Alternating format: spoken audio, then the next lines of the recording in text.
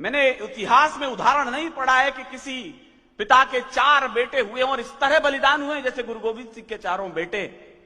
मैं एक भी पगड़ी देख लेता हूं तो उसे गुरुद्वारा मान करके प्रणाम कर लेता हूं।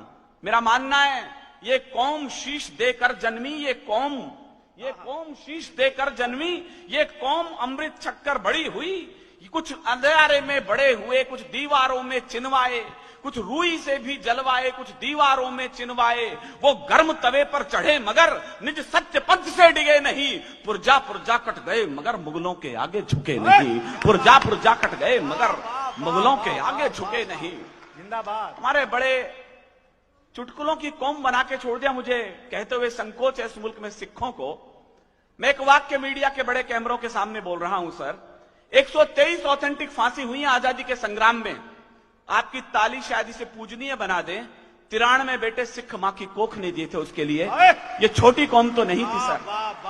पवार जी ने कभी लिखा था इनके लिए, हम कर्जा खाए बैठे हैं गुरु गोविंद की कुर्बानी का। हम क्या एहसान चुकाएंगे इनकी आंखों के पानी का।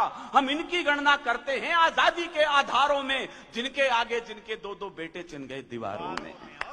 अद्भुत इतिहास है ये। 2 बेटे सरहिंद की दीवार में जिंदा चिनवा दिए गए। 2 बेटे चमकौर के युद्ध में बलिदान हुए। सरहिंद की दीवार में जिस समय चिनवाया जा रहा था तो छोटे भाई के गर्दन तक ईंट आ गई तो बड़े भाई की आंखों में आंसू आ गए। छोटे ने कहा, बड़े भैया मृत्यु से डरते हो? कहला, नहीं, दशमेश गुरु की संतान मृत्यु से तो नहीं डरती। कहला, फिर रो क्यों रहे हो? छोटे ने जो बात कही मेरे रोंगटे खड़े हो गए उसको बताते समय।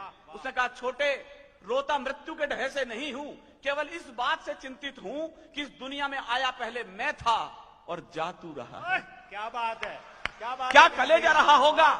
फतेह सिंह जोर से बोला, जोरावर शोर से बोला, रखो ईंटें, भरो गारे, चुनो दीवार, हत्यारे, निकलती सांस बोलेगी यही दीवार बोलेगी, हमारे देश की जय हो, हमारे धर्म की जय हो।